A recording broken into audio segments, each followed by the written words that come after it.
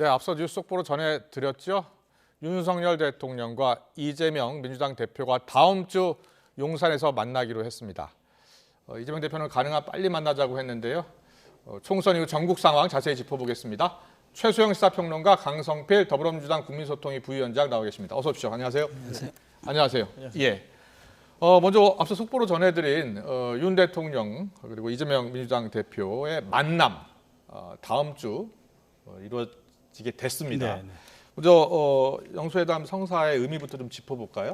사실 예. 이번 그 총선의 민의가 예. 이게 나타난 것은 야권 192와 여권 108 아닙니까? 예, 그렇다면은 이제 사실상 우리 국민들이 예. 어떤 분점 정부를 택했다고 봐야죠. 분점 정부를 하면 이제 입법권은 야당에 있지만 예. 여당이 갖고 있는 여당과 정부 여당이 갖고 있는 건 행정권, 인사권, 예. 예산권을 갖고 있겠죠. 예. 이러다 보면 양쪽이 이제 두 개의 수레바퀴로 굴러갈 수밖에 없는 상황이고 예. 한쪽이 무슨 의도를 갖고 있다고 해서 관철시킬 수 없는 구조가 돼버렸죠. 그렇군요. 예. 그런 측면에서 어쨌든 이재명 대표의 영수회담이 빠르면 빠를수록 좋았고 그래서 예. 일각에서는 혹시 그 총리 인준 이후에 이제 예. 당정하고 이제 모든 야당 대표가 참석하는 이런 형태로 가지 않겠느냐 예상이 있었지만 좀 더 속도가 빨라진 것 같아요. 그렇군요. 왜냐하면은 이거는 이제 보니까 총리 인준도 지금 눈앞에 목전에 둔 거. 총리 인준도 눈앞에 좀 예. 다가왔고, 예. 그다음에 이제 비서실장 문제도 있고 해서 예. 야당의 협조가 절실하고 이제 정부가 무엇을 대통령실 카드를 꺼낼 때 예. 야당에서 거센 반응과 저항이 온다 그러면 이제는 추진하기가 좀 현실적으로 어려운 상황이 돼버렸기 때문에 그렇군요. 그런 측면에서 사전적 양해를 구하면서 예.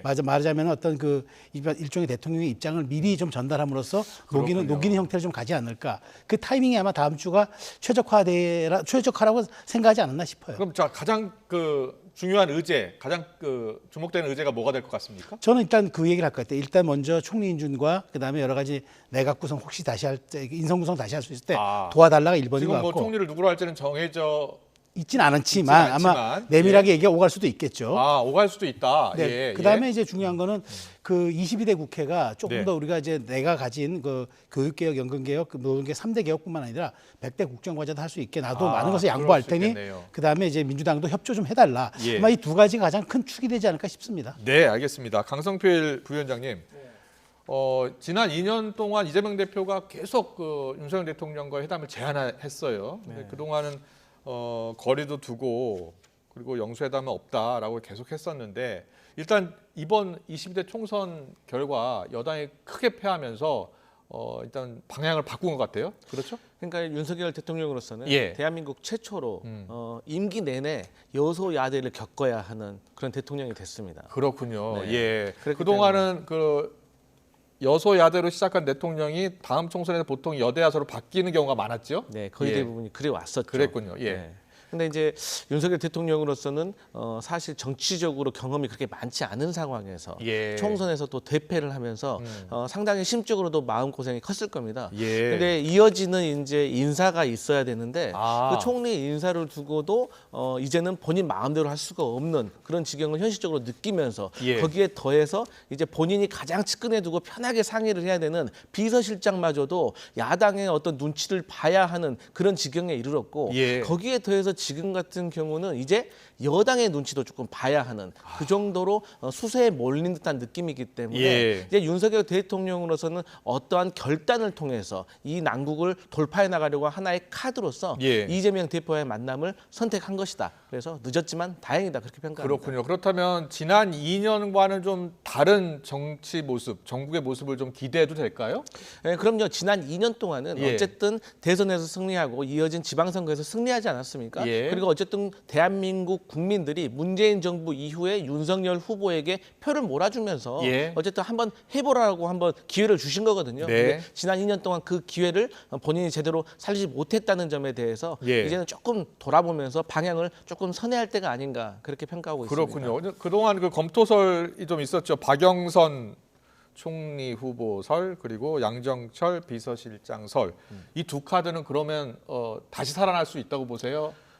저는 예. 개인적으로 비서실장 양정철 카드는 이제 가능성이 매우 낮다. 가능성 낮고요. 네. 또? 그리고 박영선 장관의 카드는 예. 아직도 살아있다. 저는 그렇게 그렇게 보시나요? 평가합니다. 어떤 점에서요? 그 이유를 말씀드리면 예. 이 양정철 원장 같은 경우는 예. 지금 야당에서는 안 그래도 총선 전부터 윤석열 정부 탄생에 대한 책임론이 파다하게 퍼져 있었습니다. 아. 그런데 예.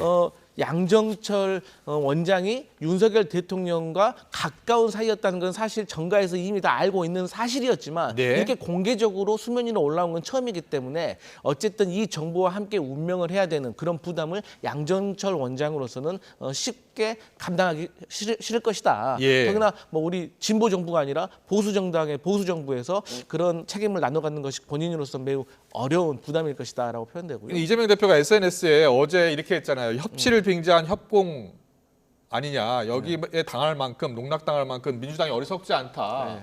아주 강도 높게 비판했거든요. 예, 여기에 예. 대해서는 첫 번째는 빨리 나하고 만나자. 빨리 나하고 상의해라. 그런 뜻이 숨어 있는 예, 겁니까? 그게 첫 번째고요. 예. 예, 두 번째로는 이제 친명과 친문 간의 어떤 예. 공천 과정에서의 갈등이 있었다고 이제 느끼기 때문에 예. 그런 틈바구니를 아무래도 대통령실과 여당이 이용하려는 것이 아닌가라는 그런 해석을 했던 것 같습니다. 그렇군요. 예. 그런데 오늘 보니까 그 권영세 의원도 윤석열 대통령과 가까운 사이로 알려졌잖아요. 근데 비서실장 먼저 인선할 것이고 아마 새 국무총리는 새 국회에서 임명하는 게 맞다 이런 취지로 얘기했거든요. 저도 아마 이 권영세 지금 의원이 어떤 정보를 갖고 했다기보다는 예. 아마 당위론적으로 얘기했던 것 같아요. 먼저 중요한 거는 예. 지금 대통령실의 스태프들을 다시 구성하는 게 중요합니다. 그러니까 예. 사실 대통령실에서는 이미 그 사표를 냈고 그다음에 지금 실질적으로 활동을 거의 안 하고 있기 때문에 예. 지금 대통령 정무 기능의 어떤 그 형해화가 됐고 지금 실질적으로 무언가 잘 돌아가지 않는다라는 그런 징후들이 나타나고 있기 때문에 예. 이 부분에 있어서 빨리 대통령의 이제 최종 스태프의 최종 책임자인 비서실장을 빨리 임명해서 비서실 기능을 조금 강화시키고 그다음에 그 업무 분장 같은 경우도 다시 한번 해서 왜냐하면 이번에 예. 그 많이 드러났던 사안 중에 하나지만 네네. 그 말하자면 하마평을 둘러싸고 예. 공식 라인은 부인하고 다른 라인에서는 아직도 살아있다고 얘기하는 등 예. 이런 혼선을 빚었어요. 사실 대통령 비서실장이 대통령 비서실의 인사위원장입니다. 네. 그렇기 때문에 인사위원장이 모르는 얘기들이 제각각의 라인으로 나간다는 거는 이미 비서실에서 어떤 말하자면은 그 완보이스의 그런 기능들이 좀 무력화됐다고 볼 수 있기 때문에 예. 이런 측면 아마 권영세 의원은 좀 신경 썼던 것 같아요. 그래서 빨리 비서실의 그 정무와 그런 기능들을 빨리 강화시킨 다음에 그 다음에 이제 그런 좀 강화된 기능을 바탕으로 조금 더 총리 후보를 조금 더 포괄적으로 찾은 다음에 예. 그걸 야당 동의를 얻어서 가는 게 맞다. 그게 그렇군요. 22대 국회 출범과 맞물린다면은 예. 말 그대로 새술은 새부대에 담는 그런 효과도 있지 않겠느냐라는 점을 지적했던 것 같습니다. 네, 정말 꽉 막힌 정국을 풀 수 있는 그런 계기가 마련될지가 참 주목이 되는데요. 어떻게 보십니까? 그 비서실장 여러 하마평 인물들 많이 떠오르고 있잖아요. 정진석 부의장 또 이야기 나오고 장제원 국민의힘 의원, 또 원희룡 장관, 정진석 국회 부의장. 누가 좀 유력할 것으로 보세요? 글쎄 뭐 제가 여기서 개인적으로 누가 더 유력하다고 보는 거는 예. 제가 보기에 뭐 그렇게 정확치는 않을 것 같고 예, 중요한 예. 건 그겁니다. 저는 일단 기본적으로 이 대통령 비서실장에 세 가지 요건이 있다고 봅니다. 세 가지 요건. 첫 예. 번째가 뭐냐면 그 현역 의원을 역임해서 정무적으로 보다 아주 폭넓은 식견이 있어야 합니다. 네. 두 번째는 야당과 소통할 수 있는 그다음에 그런 어떤 정치력이 있어야 합니다. 예. 세 번째가 대통령에게 불편한 소리도 우회적으로 듣기 싫지 않게 할 수 있는 그런 역량을 갖춘 내밀한 인사여야 합니다. 예. 지금 저 후보군들 놓고 보면은 예. 그런 점들에 대단히 좀 부합하는 분들이에요. 정무적 판단, 뭐 또 대통령에 대해 쓴소리 할 할 수 수 있다. 있는 그런 분들이죠. 그렇게 예. 왜 쓴소리는 아주 가까운 사람이 하지 멀리서 영입된 사람들이 하기 어렵습니다. 예. 그래서 이제 대통령 비서실장은 국회 청문회를 거치지 않는 거는 예. 청문 대상이 아니라는 얘기는 대통령을 보좌하고 그다음에 대통령실을 운영하는 게 가장 큰 기능이고 그렇군요. 역할이기 때문에 예. 거기에 가야지. 총리는 국회 인준을 반드시 받아야 하는 자리지만 예. 대통령 비서실장은 대통령을 모시고 국정을 원활하게 운영하는 게 방점이 찍혀져 있기 때문에 저는 오히려 이런 점에선 대통령과 매우 가깝대 이른바 예. 등거리를 하면서도 자신의 소리를 얘기할 수 있는 그런 좀 정무형 인사가 이번에 아마 발탁될 것 같은데 지금 거론되는 유력한 세 분 모두가 네. 거기에 부합하는 분들 같습니다. 그렇습니까? 그 강성필 부위원장께서는 아까 뭐 여러 조건을 이야기했어요. 뭐 정무적 감각이 무조건 있어야 되고 그래도 쓴소리 좀 할 줄 알아야 되고. 자, 여러 인물들 하마평에 오르고 있는데 어떤 인물이 좀 적합할 것 같다 이런 생각이 드셨습니까? 우리 최수영 평론가님께서 말씀하신 거에 대해서 하나를 더 추가하고 싶습니다. 뭐죠? 그러니까 정치적인 사심이 없어야 된다. 그 아. 말은 무엇이냐? 본인의 예. 정치적인 미래가 정해지지 않은 사람이야지만, 그러니까 선거에 출마하거나 뭐 대선에 나가거나. 그럴 수 있겠네요. 네, 그러신 예. 분들은 어떤 이슈를 대할 때 어떤 본인의 어떤 정치적인 일정을 중심에 놓고 판단을 할 수 있다는 예. 오해를 받을 수가 있기 때문에 그러면 또 신뢰를 중요시하는 윤석열 대통령으로서는 그게 상당히 부담일 수가 있거든요. 예. 그런 면에서 한 가지 더 추가했으면 좋겠고 예. 저는 앞서 나왔던 그분 세 분 중에서 예. 최소한 두 분은 안 된다.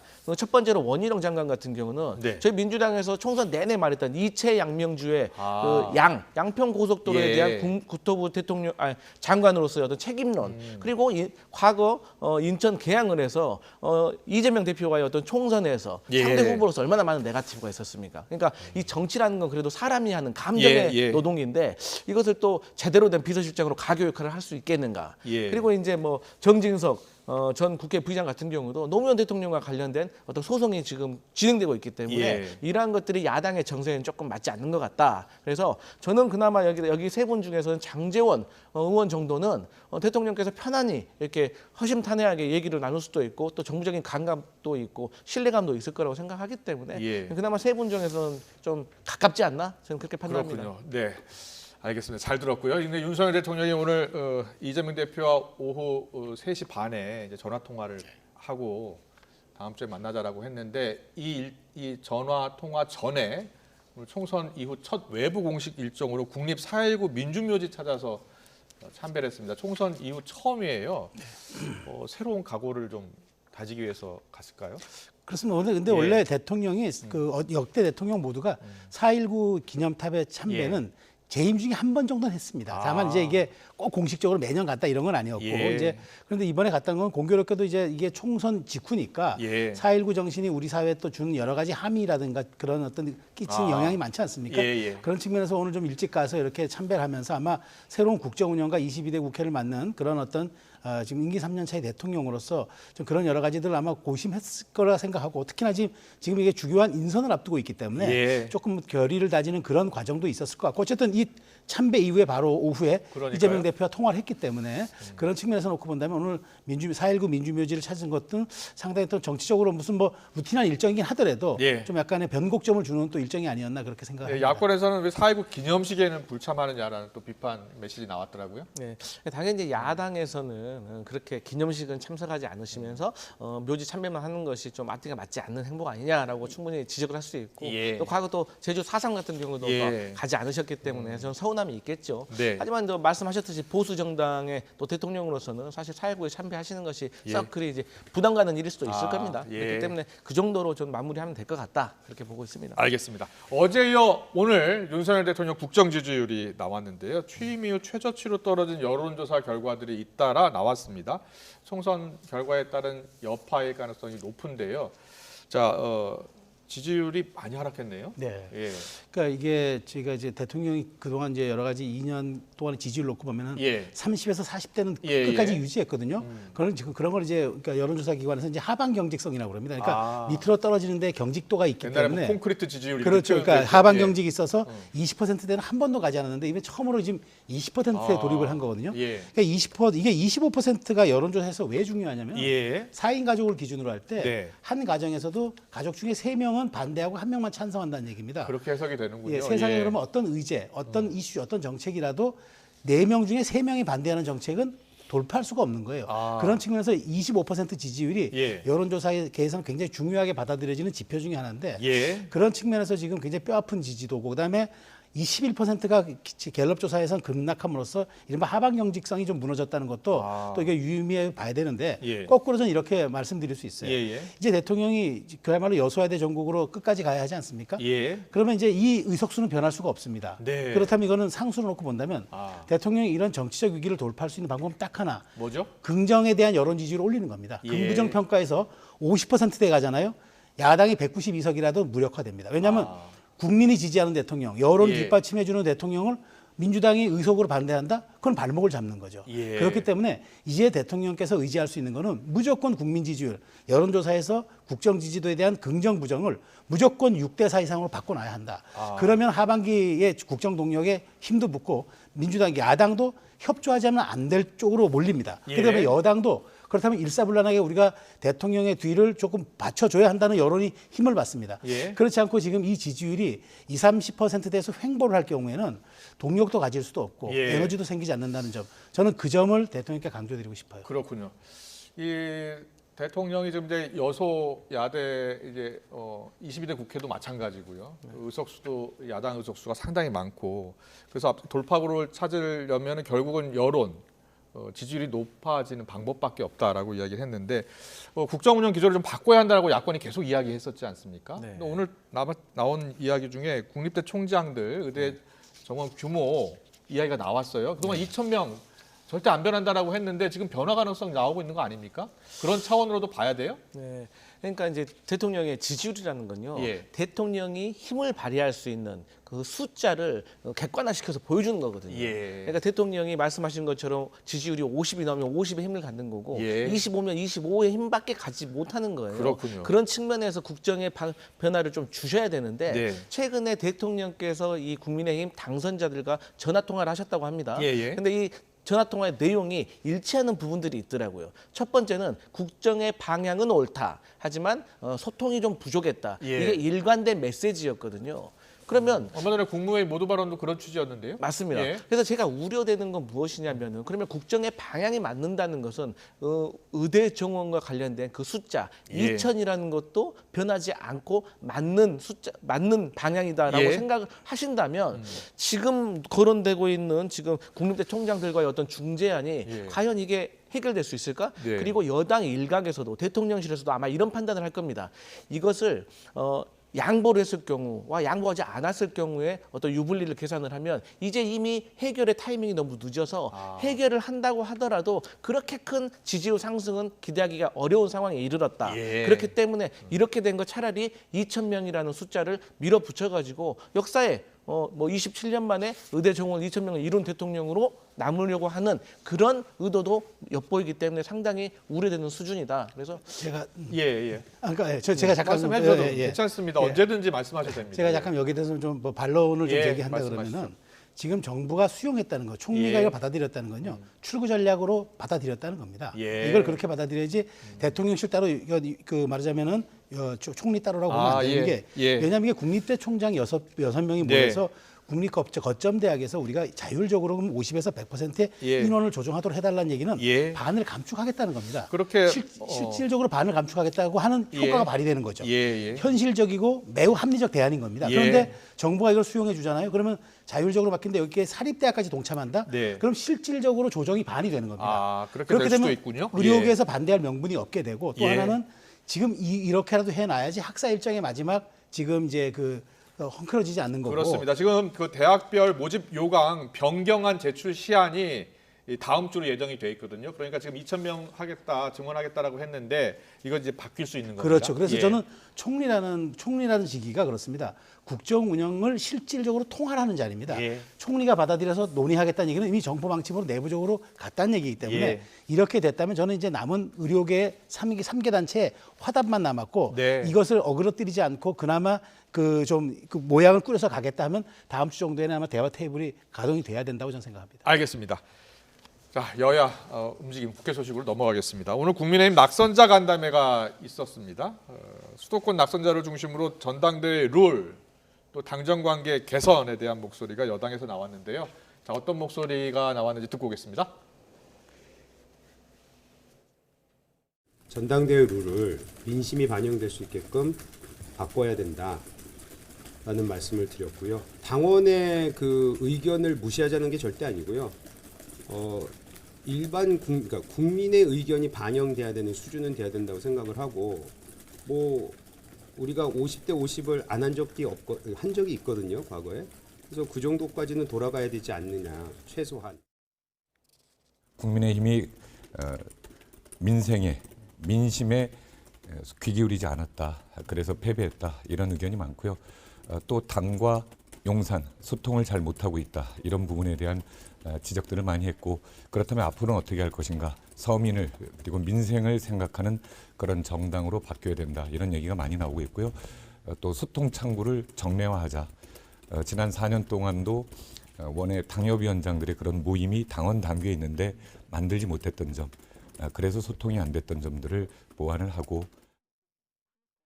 보수 정당 사상 첫 총선 3연패, 예? 그리고 민주화 이후 집권당 최소 의석수, 그래서 여당에서는 위기감이 꽤 커지고 있는 것 같아요. 그리고 당 쇄신해야 된다는 목소리도 나오고 있고요.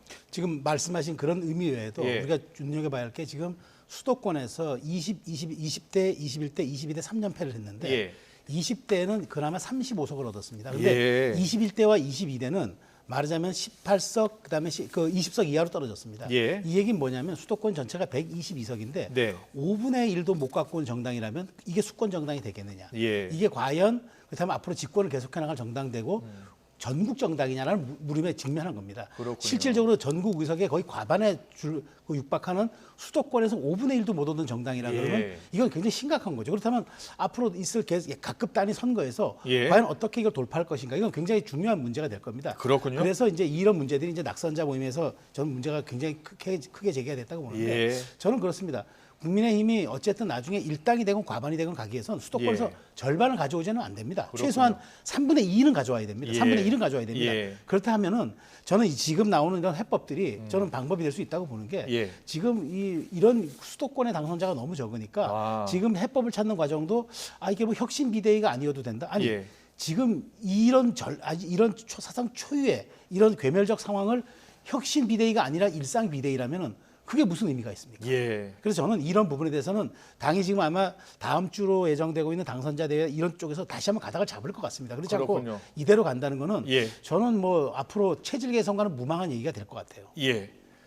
그 여당의 쇄신 목소리는 야당에서 보기 어떻습니까? 삼자적인 입장에서 예. 저는 국민의힘이 앞으로 쇄신을 하냐 못하느냐의 최대 분수령은 전당대회 룰이 어떻게 되느냐, 그래서 어떤 당대표가 선출되느냐에 달렸다고 봅니다. 예. 지금 보니까 당원 100%와 그리고 50대 50 여론조사를 예. 섞는 이 안이 충돌을 하고 있는데요.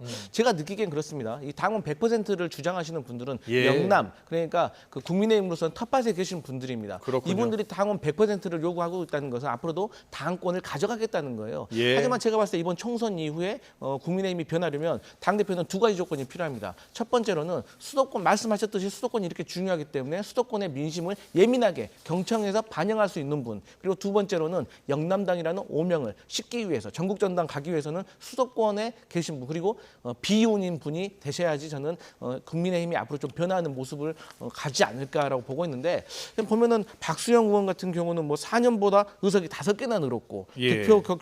득표율 격차가 5.4%나 줄었다. 그래서 3%만 더 가져오면 대선에서 이긴다라는 것은 지금의 상황과는 너무 맞지 않는 것 같다. 그래서 이러한 목소리들은 상당히 우려된다, 이렇게 말씀드리겠습니다. 네, 민주당 소식 잠깐 하고 가겠습니다. 민주당에서 다시 안국법 비롯해서 본회의 직회부 지금 시동 걸었죠. 그리고 이재명 대표 최상병 특검도 처리하겠다는 입장입니다. 듣고 오겠습니다. 전세 사기 특별법 개정안을 비롯한 주요 법안들을 21대 국회가 반드시 매듭지어야 합니다.